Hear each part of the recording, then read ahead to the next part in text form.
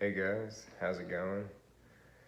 I'm back today with an interesting topic. We'll call it awakening to new things, and using that term very specifically here. Those of you that are in the know, you probably know what I'm talking about. Awakening to new things. I definitely am learning. I started my awakening journey, if you want to call it that, in January of this year being 2021 currently. January 2nd, I think it was, so 1 2 2021. Those are two particular numbers that have been showing up again and again in certain ways. Yeah, so and at first it started with me kind of brushing a lot of it off. Like I feel like a lot of people do, at least people in my position. I am a self-proclaimed intellectual, if you want to call it that, a very left-sided brain thinker. It was difficult for me to grasp it, but of course, as the saying goes, when God comes into your life, there's no denying it. It took a while. It took months. The good thing is that I always had the curiosity. I was always very, very, very curious. So when, unexplainable things started happening, and especially information just started getting presented to me through books and videos and documentaries, friends, any way that it could possibly enter my life, and it just became more way too consistent and coherent for it to just be random chance. I really wanted to dive deeper and figure out why. So far as I was concerned, if there was no scientific reason immediately to deny it, then that means that there's no harm in following through with all of it. And to be honest, that still holds true. There are still plenty of things that I guess you could say are unexplainable. Normally and scientifically speaking, that doesn't necessarily mean that I've not found a way to explain it for myself. Plenty of people out there will think that this is a load of nonsense, and that's fine. Like, go ahead, and tell me why you think it's nonsense, and I'll reply, and we'll have a discussion about it. I'm interested to hear other viewpoints. That kind of, I'll use the term open-mindedness, is definitely what's carried me so far in my life anyways, never being scared to look at what other people have to say, to look at an opposing viewpoint, and to consider what could be inside that viewpoint. Why could that other person be considering that? But digressing back to my process of awakening, for me it started with a book called The Law of One. Or The Raw Contact, I think is another title for it, RA, The Raw Contact, or The Law of One, if anyone's interested in reading it. It was a channeled material, and it was my first exposure to any kind of channeled material, certainly not my last since then. And I just remember reading the book and it being so right. That's the only word for it. Like, it was just right. And even though a lot of the book couldn't be verified, I think it was written back in the 80s, if I'm not mistaken there. I didn't go out of my way to verify a lot of the information in the book.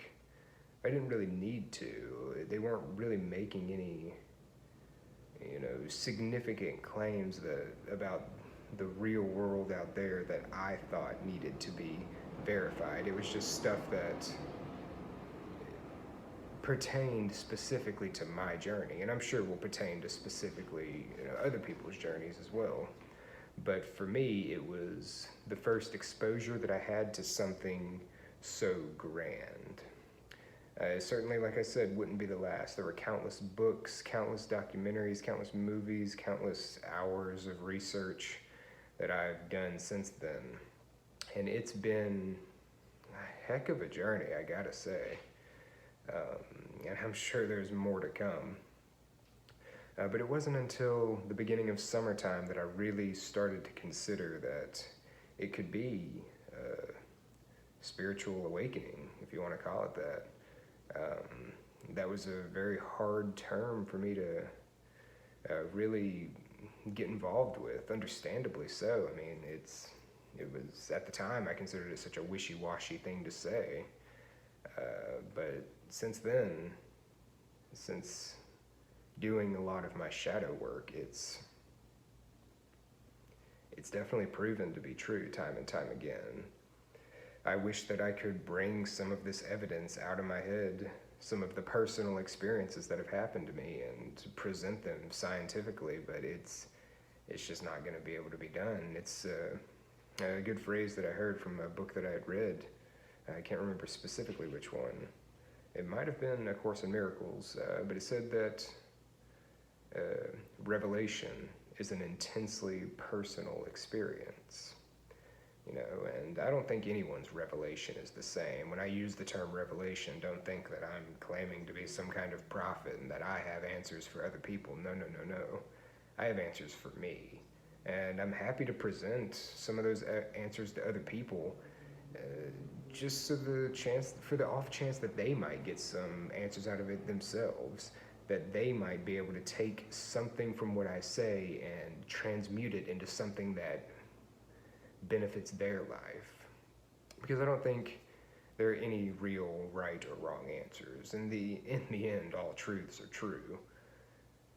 You have to, and that's something I'm still learning right now, all truths are true. You have to remember that everyone's on a personal journey. Everyone came here to do a specific thing for themselves, and it's not for you to decide if it's right or wrong. If it begins to negatively interfere in your life or someone else's, then of course if you want to do something about that, then of course, by all means, because that's why you were put here, to live that experience, to live the experience of defending yourself or defending another from what you perceive to be tyranny. And there's nothing wrong with any of that. It's just that when it comes to a spiritual journey, the most we can ever do is leave breadcrumbs for one another and hope that they can find something of some close semblance of a trail themselves. Ultimately, my journey has led me to a point of self-discovery that I need to focus less on my logical and analytical side and more on my creative side. I've gotten the chance to start painting, actually.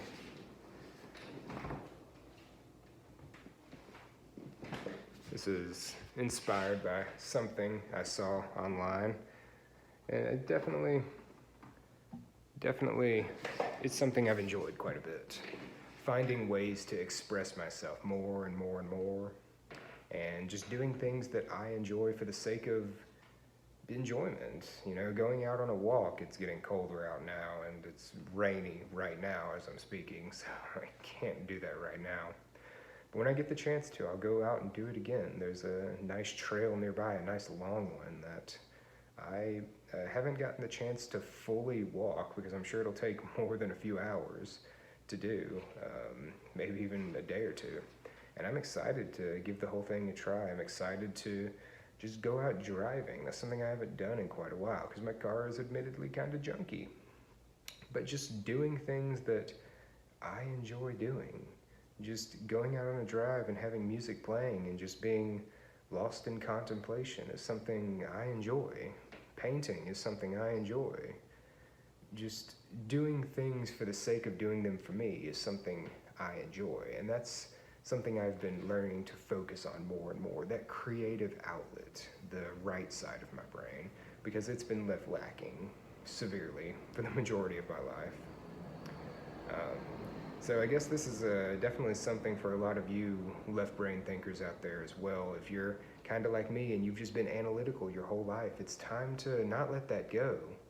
You know, I spoke in one of my earlier videos about the middle way. I don't think the left or the right side is, I think this is supposed to be mirrored, so whatever it will be for you guys, the left and right side, you're not supposed to just pick one. It's supposed to be a balance of the two, just like your masculine and feminine energies, a balance of the two.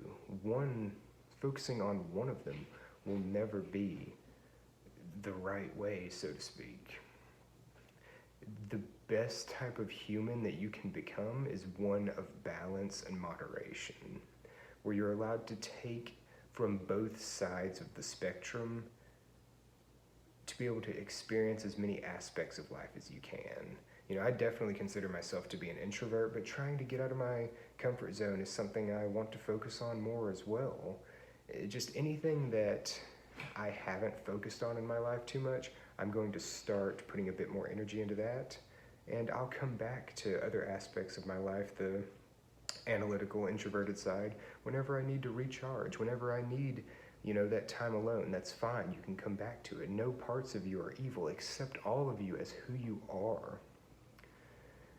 Those are some of the major things I've been focusing on recently, and will continue to focus on in the future. It's going to be an ever-changing journey, and I'm happy and hoping that you guys get to come along too. This definitely involved just a lot of personal rambling, this video right here. If y'all are interested and want me to elaborate more on something, let me know.